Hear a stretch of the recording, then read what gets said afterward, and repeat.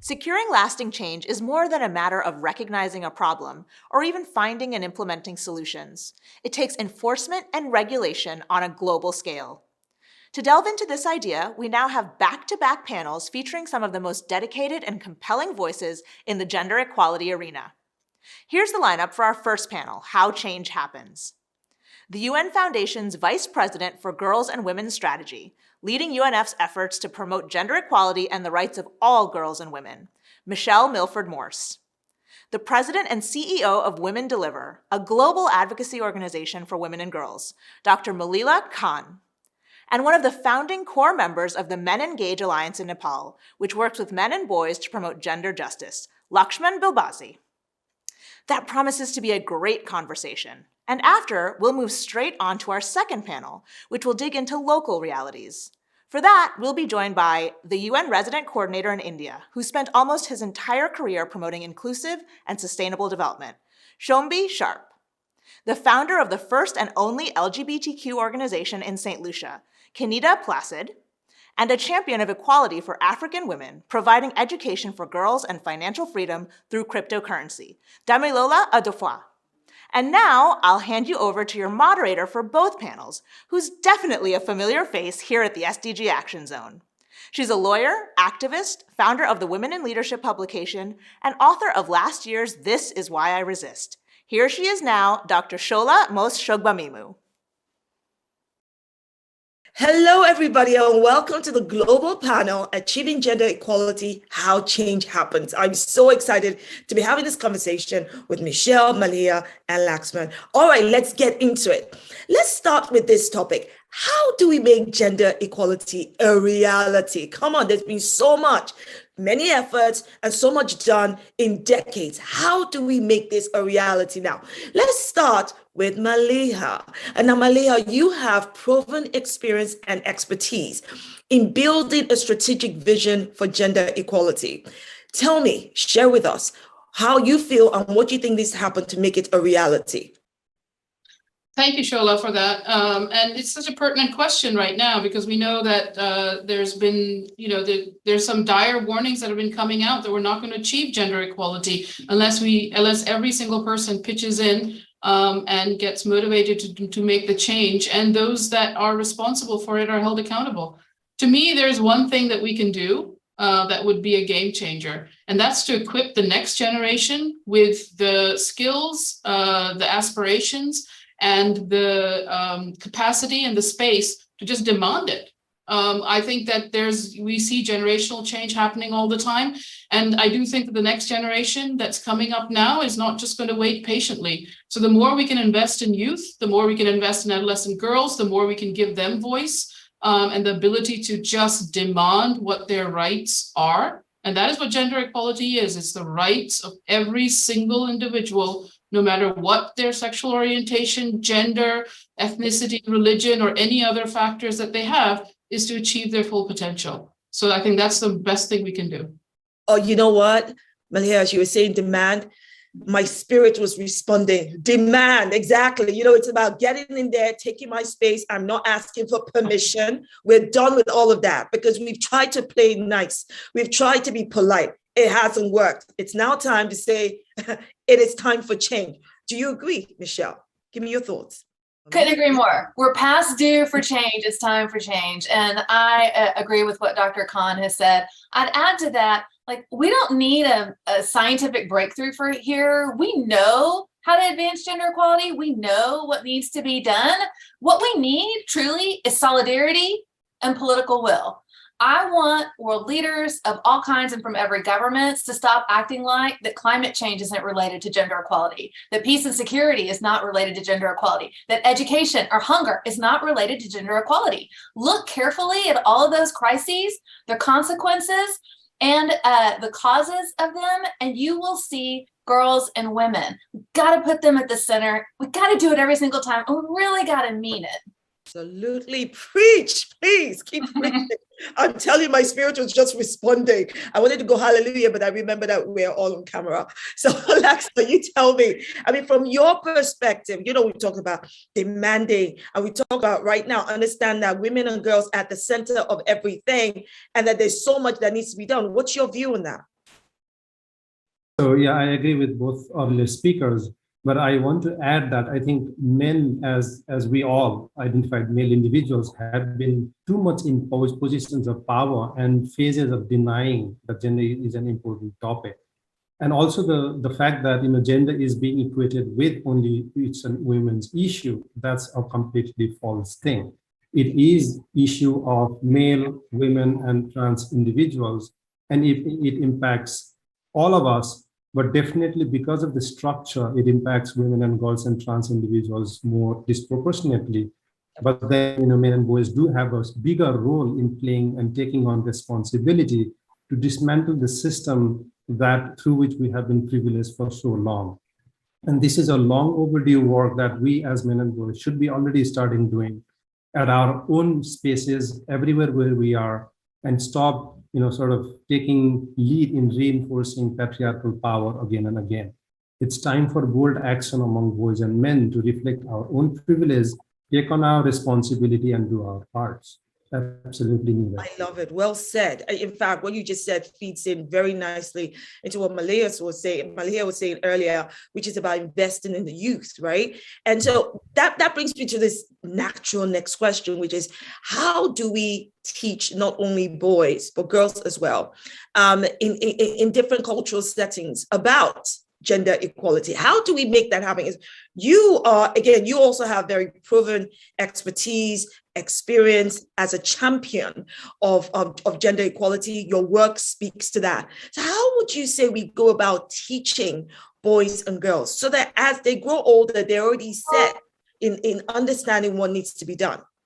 Yeah, no, I think, you know, it is very important because gender is something that, you know, one doesn't suddenly realize, oh, there is gender once they are age of 18, right?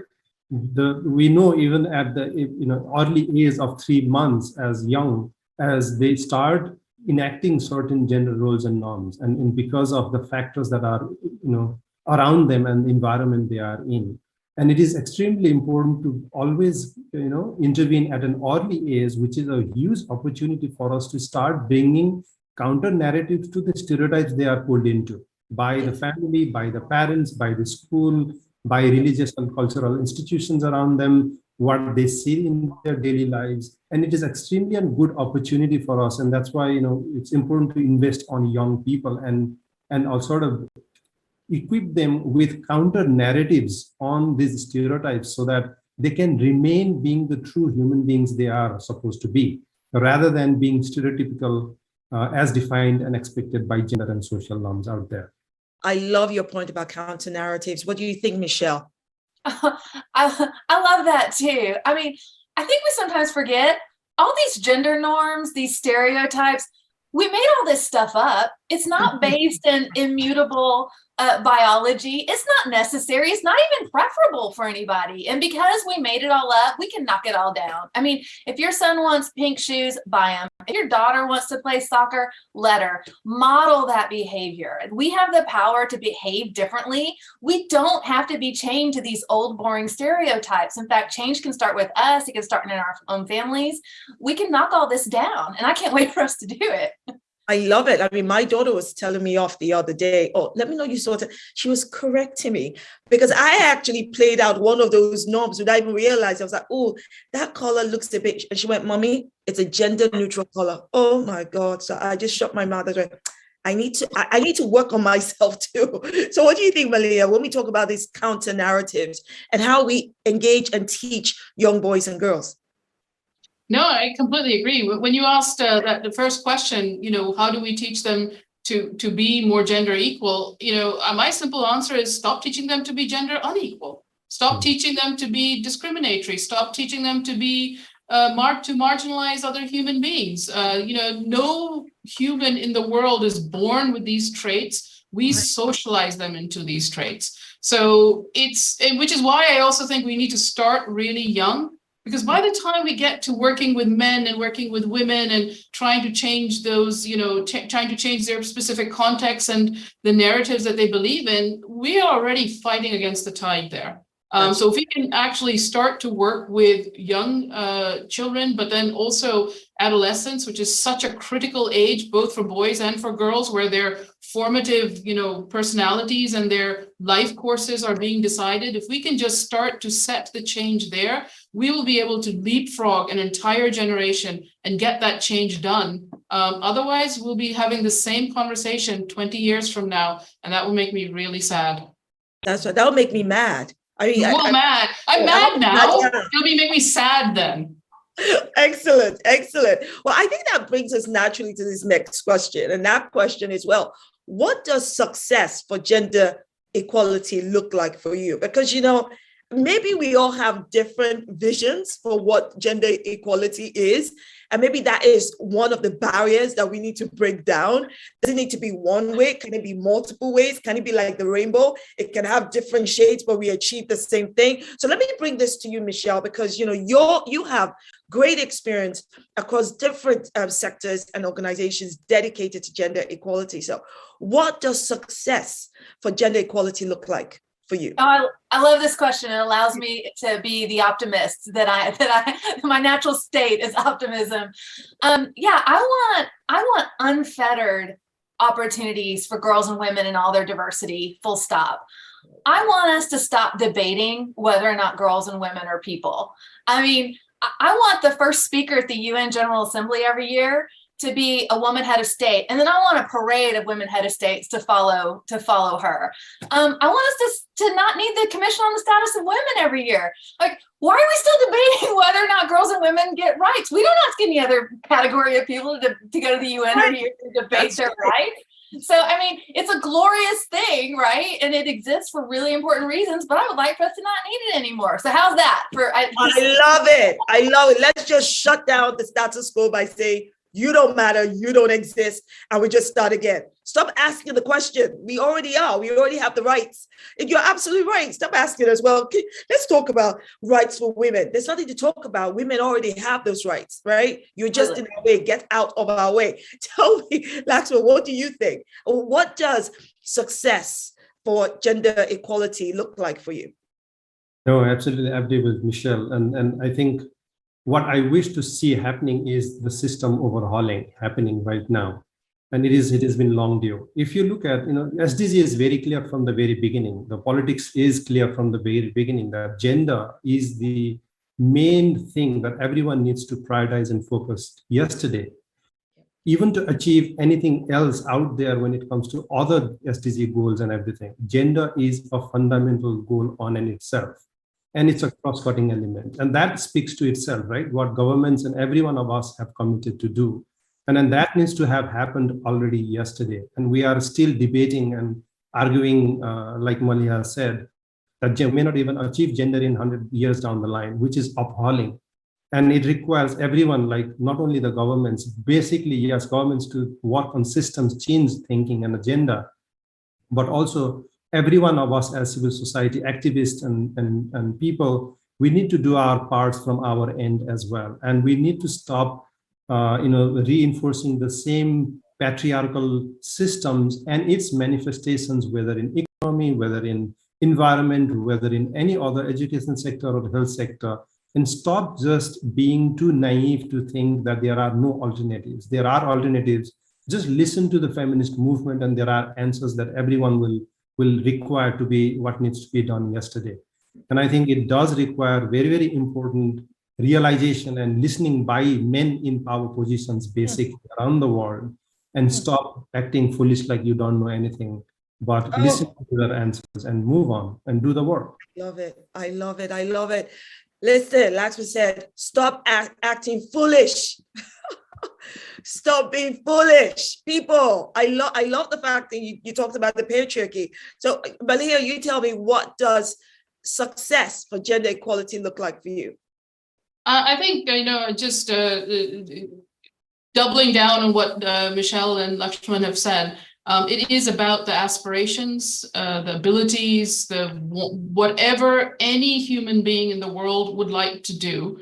They're able to think about it, they're able to realize those rights, and they're able to move forward with those. I think one of the key things would be we stop thinking about gender.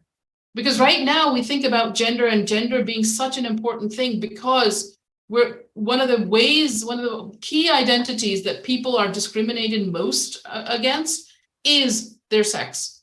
And so if we can actually move away from that, and then one can start to reflect on their other identities. I am someone who lives in Brooklyn, New York. I'm someone who was born in Pakistan. I'm someone who dislikes, cashews, whatever it is, rather than always thinking about I'm a woman and this is what it means to me, because this is how the world paints you. And if we can just move beyond that, to me, that would be success in gender equality, when we stop needing to have to talk about it and we can start talking about the other major issues that humanity is facing. That is such a brilliant point, because I think that actually opens up the conversation about intersectionality. Because as you said, if we're in a world that is not focused on you're a woman and let's describe and ascribe to you all of these stereotypes and narratives, and see how we are all intersectional, we are all representations of different characteristics, and that we can recognize each other. We should be able to recognize each other and the other person, even if we have different backgrounds, different faiths, that there's so much more that we have in common that divides us. Then yes, we would be a much more progressive society. But the reality is that we are not there at all. Not only are people not recognizing that intersectionality plays a role, but that even subconsciously, this is what happens. So I would love to ask you, as we're going to round up, how do we then transform the one structure that seems to be holding back gender equality, which is the patriarchy? I would say transform is even the wrong word. I have zero interest in transforming the patriarchy. I want to get a sledgehammer and I want to dismantle the blasted thing, okay? So that people understand we're all equal. We ought to be able to do things together, and that this will make us a much more progressive society. So, but I will put it to you as transforming, and you can tell me whether you think we should transform or just kick the heck out of it. Let's start with Michelle. I think I'm going to say, let's just get rid of it. But I want to reflect on the SDGs, this beautiful roadmap we have, these 17 goals that we absolutely need to achieve. We need everyone on board to do it. We're not going to get there if we stay trapped in these kind of small boxes, these power structures as they exist. We're not going to get there. So yeah, we got to transform them. We just have to think absolutely, completely different in this moment when we are facing multiple and intersecting crises. We are being called to serve in new ways, in new forms of solidarity, with action at the center of it. So I don't even think these are the questions we should be asking. I think we need to saddle up and go now. What we're doing now doesn't work. Snaps to Laxman, right? We got to prioritize this yesterday. So I look to the SDGs and I think what it's going to take to get us there, it's actually nothing we're doing now. It's a whole new way of standing shoulder to shoulder and demanding something better for all people. That sounds radical. I love radical, but some people are scared of it. What do you think, Laxman? Just to want to build on that, I think also the commitment from different governments and organizations and institutions need to be really at the fore. The simple question is, if we have so much of money to spend on military, why can't we stop spending on military and mobilize that money for equality and justice around the world? That will be a very smart investment, actually, rather than investing on military or in the wars and so on. And I think this notion of that we have limited resources, to me, sounds a little unconvincing, because if you are in a war and military, you have all the money, and when it comes to issues of equality and justice, you don't. So I think that's where I think the work that we do as Men Engage is to bring on these questions to men in power positions, and also men in general, to be part of these conversations and reflections, and they do our part. So it requires every one of us in different intersections to come together and work in solidarity, because any inequalities that is impacting today for me will impact and come to you tomorrow. So there is no way then all of us who are in the centers of intersection to come together and join hands, work in solidarity with each other to dismantle the system, basically, and which is, sort of in any form. So that's what I will call for. I love it. So working in solidarity to dismantle the patriarchy. Maliha, what do you think? I think we hide behind the patriarchy. We hide behind calling it a system because it depersonalizes it. It takes the responsibility and the action away from the individual. Oh, I would love to see gender equality, but it's that patriarchy, that amorphous thing out there. It's got nothing to do with me and it's got nothing to do with you. But we've got to realize it. The patriarchy bestows privilege on certain people, and they live through that privilege, and no one wants to give up their privilege. And it marginalizes and creates disadvantage for other people. And all of these are not done, again, in some amorphous, disembodied way. It's done by human beings. It's all human interaction. So we have to start, obviously, looking at the bigger picture, because individual action in itself can't achieve change until we come together and talk about what are those actions that we need to take. But then once we've talked about them, and we've talked about them ad nauseum, as so many people have pointed out, and I think, pick any one of them, pick the SDGs, pick the Human Rights Charter, pick any one of these things that we've been talking about for so long, and as individuals, act on it. Brilliant. This has been such an excellent panel. Thank you so, so much. I hope you're all listening. We demand, we dismantle. Don't ask for permission. You get in there and you bring about the change you want to see, because gender equality is a possibility, not just now, but forever. Thank you. Fantastic. And welcome everyone to the local perspective on gender equality. And I'm so excited because the people we're going to be talking to and talking about in terms of the topics, it's really going to be interesting, right? Shombi, Kanita, and Damilola, you guys ready? Ready. Well, let's start off with this huge topic about what it means to be an ally when it comes to gender equality, particularly for men, right? What exactly would constitute good allyship and being a champion of gender equality? I think that, and that there are different aspects to this. I know this is a really broad subject, so I really want to get into your perspectives. I'm going to come to you first, Shombi, because, your active role as an ally and champion of gender equality is very well known, very well documented. So you give me your thoughts. Why do you think it's an imperative to be an ally and champion of gender equality? Well, thank you so much. And first, let me just say it's really an incredible honor to be with this awesome panel. You, Shola, Dami, and Kanita, really, really great to be here. So I just wanted to say that, why is it important? Well, this is, I would say, the single most important, let's say, multiplier to achieve the SDGs: gender equality, women's empowerment. That's it. Everything: peace and security, climate change, poverty, you name it. If we can achieve gender equality, women's empowerment, that is the very best way. It's the highest rate of return on investment to achieve the SDGs. So, that's why. And I've seen in my career from Russia to Lebanon to Georgia, Armenia, now here in India, I've seen incredible examples of women transforming communities, households, companies, countries, when provided equal footing, equal playing field, given the chance to demonstrate full capabilities. And the good news is that everybody benefits. It's prosperity. It's an amazing future, the best possible future for everybody, for women and men, for boys and girls alike. And that's really my message: is that we need to demystify gender equality. We need to talk about just practical issues. Hey, what can possibly be bad about, first of all, achieving human rights protection? I mean, it's a human right. No one can deny that. But secondly, who can be against greater education and nutrition for children and families? Who can be against more profitable companies? Who can be against countries that are really assessing risks, managing risks, really have a long-term vision in place?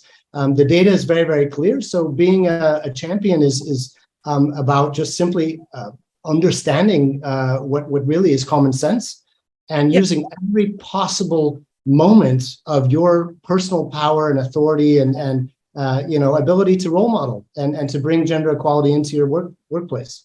Honestly, preach it, Shambi. Honestly, every single thing you said is so spot on. And sometimes I think, how insane is the world that we live in, where it seems as though women being centered in economic policies, in trade policies, in social policies, and all of these things that impact us as a society seems to be new.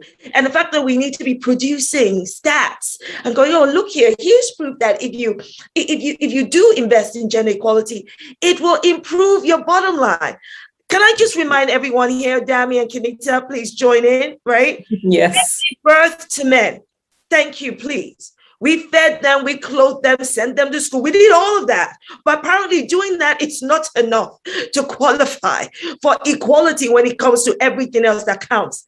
Damilola, give me your thoughts. Give me your thoughts. So I agree with both of you. And what I was just going to add is about the fact that even from a micro level to the family level, we see how families thrive more when women are involved in, economic development, in bringing money home, in being a part of leading that family. So I agree with you. It's common sense. But again, I guess the point is that common sense isn't always good. Yeah. But in terms of what men can do, I'd like to touch on that as well. I think what's really important, even for women, cis women, hetero women, people who are not, marginalized, is to unlearn biases and be conscious of that. Because I think for a lot of men, sometimes they're not even aware that they have these biases against women or against how women are perceived in public office and all of that. So that's a big part of it. To me, the other big part is kind of what Shambi said, which is giving room for women, giving us space, letting us have room to lead. Right now, most of the power is controlled by men. Most of the money is controlled by men. We need men to give way, to support women in that way. And that's how allyship to me works. Now that makes sense. But I am way past What? need to be given room. I don't have time for that. Take it. Walk in there and say, you better Move out of the way. Thank you. No, I was thinking the same thing. Like, give room. No, I think it's and I think half of this actually sits on the point of socialization. Yeah. I mean, sometimes we even have to call our women into account because they are raising the very same toxic behavior in terms of how they raise the boy child against how they raise the female child. And it shows very much so from the home, from the community. And what we have not challenged is the toxic masculinity as to what it is to be a man or what it is to be a boy. And that deep separation of emotion and even like a touch of reality, because they are taught to be entitled, whilst, women supposed to be a bit more submissive, be present but not be heard. You need to present yourself in a particular way. And I think even as we look at gender in general, even with me and the issues that I focus more so on, which is more of the LGBT community, lesbians, bisexual, gays, trans people, like even the idea of diverse women becomes even an issue further exacerbated by how we have been socialized. And that toxicity is what we continue to take across. And it seems to be what rumors most. Exactly. It's easy to pass on. You can't hear me, but in my head, all I'm going is, amen, sister, amen, preach it. I didn't want to interrupt you, but every single thing you said, especially about the toxicity around feminism and how we have to sometimes hold ourselves to account as women. And also to, Damilola's point about when you think about the different sections and how we work together, I think that is so important. I think this takes us naturally to the next question that I have, which is around how do we change the wrong social conceptions of feminism, right? How do we do that? And Damilola, I know that you have a role as a leader in intersectional building of a more equitable world. So I would love to hear your thoughts on that. How do we deal with these wrong social conceptions of feminism? Well, I actually think that there have been many women, including yourself, including women like, let's say, Chimamanda, who have, talked about feminism, and also even intersectional feminist leaders who talk about it all the time. For a lot of my generation, the media is very powerful in us understanding what feminism is, what intersectional feminism is, what our role is to play in all of that. So I think that women are doing the work, the people are doing the work. It's just making sure that it is in our rooms, it is in our schools. I love seeing, women's history in schools, talking about books around intersectional feminism in school, talking about, the LGBTQ community in schools. What do these communities need? I think that's what is missing. And then also the media, like I said, has a very, very big part to play in that. A lot of people learn from the internet. A lot of people learn from watching TV. And so I think that's just where it is, just delving deeper into that. I think one other problem that we have is often like there is a revisionist history of women's rights. There's a revisionist history about what women have done.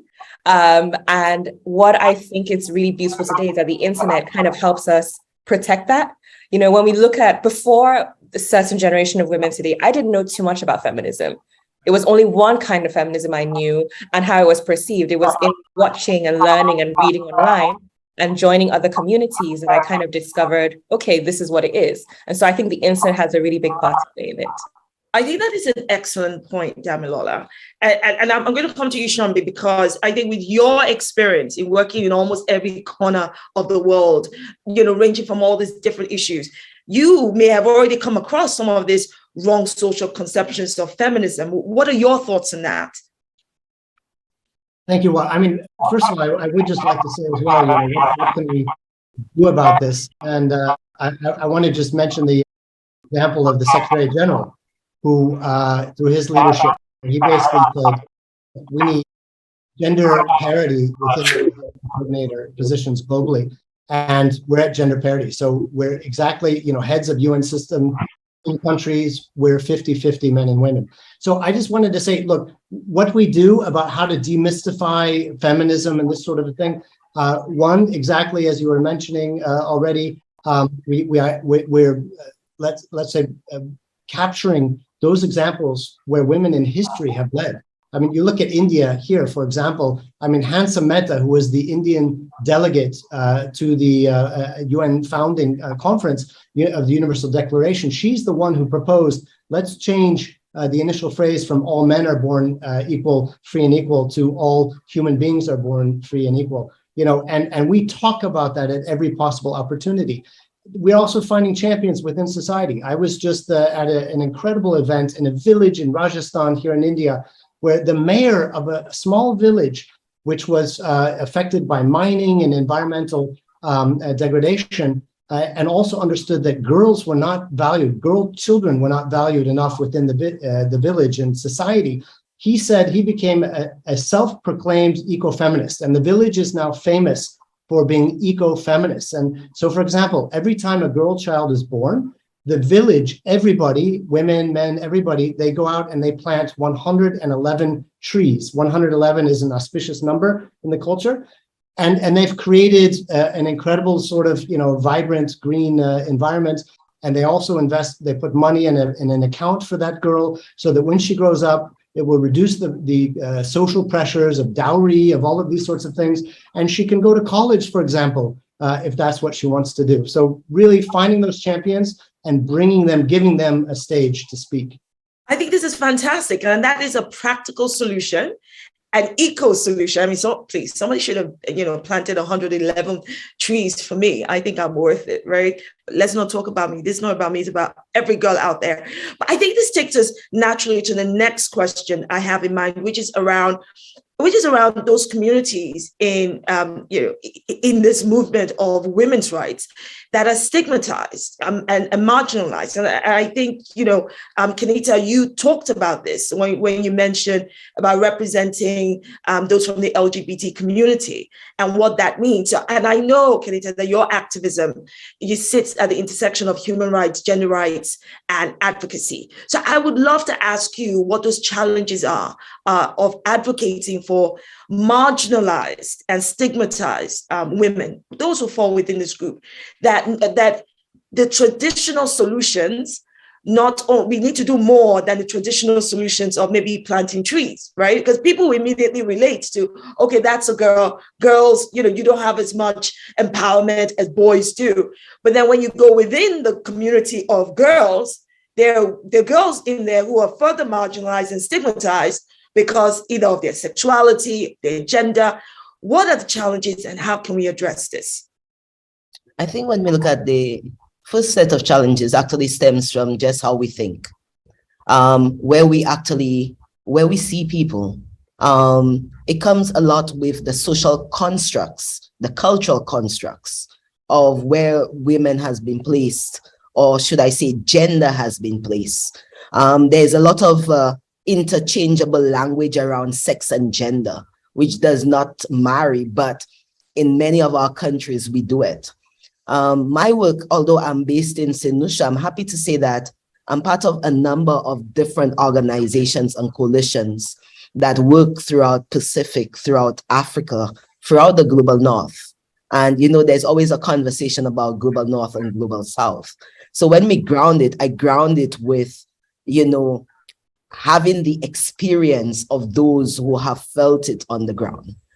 We have the distraction of policies and laws, but really and truly what we have is the cultural and social attitudes that breaks that, because it's about how we treat each other and how we deal with the issues that come before us. As we look at the feminist organizations, we can certainly see where those organizations that say they are feminist organizations that are women-led usually find it very problematic and troubling to work with the LGBT community because of stigma and discrimination that's associated. We have to agree that it's also because of some level of violence, which also includes the removal and pulling of funding or support for organizations that are open about those issues. So although in this 2022, we have come a very long way in terms of the conversation, it has not exactly broken down all the cultural constructs that allow it, for that kind of integration. And when we look at this, we also have to look at the fourth aspect, because we are looking at human rights, we are looking at gender equality, we are looking at the advocacy, but we also look at the impact of climate change, whether it be hurricanes, cyclones, volcanic eruptions, earthquakes, because at the end of the day, the persons who are still left most vulnerable in those situations usually are still our women and girls. Absolutely spot on, Kenita. And I think that this will probably take us to our rounding up question, which I want us to really get into, which is about change and how we can make change happen. Because we talked about gender equality, right? We've talked about allyship with that. We're talking about marginalized, stigmatized communities within this community seeking gender equality. And we talked about intersectionality. The question now, the $64 million question, forget million, $1 billion question is, how do we make that change happen? So let me first of all start by asking, and this is to your point, Kenita, how do we unpick our learning? Because you're right, we can have all the laws. I mean, heck, you can hire a lawyer like me to write all the right, language, put the right punctuation, even give you room and loophole to be able to come out of your agreement should you wish to. But the bottom line is, it's not what you've written down that ends up being the issue. It is the mindset of the person who interprets and applies what is written down. So how do we unpick that learning? Show me, you tell me. No, listen, I think, what we're doing is it's bottom up, it's top down, it's the whole of society approach, right? So, for example, here in India, when the Prime Minister Modi says, look, we need not just sort of, gender equality, we need women-led development. We latch onto that and we put everything behind that. That political, sort of capital there is so important. But bottom up, when we look at, for example, SEVA, self-help groups, it's about self-empowerment in the first instance, right? Every sort of human rights revolution has come from self-empowerment, bringing along then, the majority of society. So SEVA, over 1 million women across the country here in India doing incredible things. and bringing in technology, right? So financial inclusion, it's been amazing. SEVA has been able to turn a crisis into an opportunity. Because of COVID, they were able to take their 1 million women savers, it's a microfinance organization, and get them all on digital platforms, digital banking, digital, really increasingly the power that they have to control their finances, their businesses, to invest in their households, and to grow communities. So it's at all those levels, bottom up, top down, with you. Top and leveraging technology. Excellent. And so, Damilola, what would you say? I know we're rounding up now. We've got a few more minutes. Yeah, I agree with Shombi. I definitely agree around the tech and financial inclusion thing. I always say that money is actually power, and we need to distribute that money and power to the marginalized. But also, very importantly, what I think we need to talk about is community. When I think of movements that have had the most impact in the most recent century, it's like community driven, when people come together as a force. And I think that that is where we see change, whether it's the Black Lives Movement to Me Too movements across Africa. When there's a collective effort, there is change. And the last thing I was going to say actually touches on what Kenita was saying around biases. It's humility. I think as a feminist, as an intersectional feminist, I every day have to remember that I do not know everything and that I can learn from others. And I think that sometimes when we forget that there is still room to learn, we become those people that we complain about. And so I think that that is so important. And so even within my community, learning more about the LGBTQ plus community, how I as a cis hetero woman could be supportive, it's about listening to others and being humble to say, this is not my experience. I don't have the answers. I need to hear from others and give them room. Yeah. Brilliant. Shombi, Damilola, Kenita, you have just been absolutely spot on. Thank you so much for your wisdom, for your thoughts, your contribution. And let's take this forward and make change happen. The resounding message from the local and global panels is really simple. Now is the time to demand change. Now is the time to redefine what we want for gender equality. For the longest time, the narrative around gender equality has held us back, almost as though we need to still be at the ABC 1, 2, 3 do re mi level. And that is holding us back rather than us forcefully progressing in actualizing real impact. Now is the time for that. So from the local panel, we understood about the changes people can make individually and how at a global level, collectively with all of our allies, and what that means. You counter those narratives, you challenge them personally, and you challenge them professionally, and you come with your tribe, with your village, with your community. Whether that community is in your professional ground or it's your personal ground. The important thing is that gender equality for us now, and what that change looks like, is now up to us. And understanding that gender equality is intersectional, and that intersectionality demands that we start to respect, appreciate, and celebrate all of the parts of us that we represent. So let's do that together now. Thank you for joining us for the local and global panels.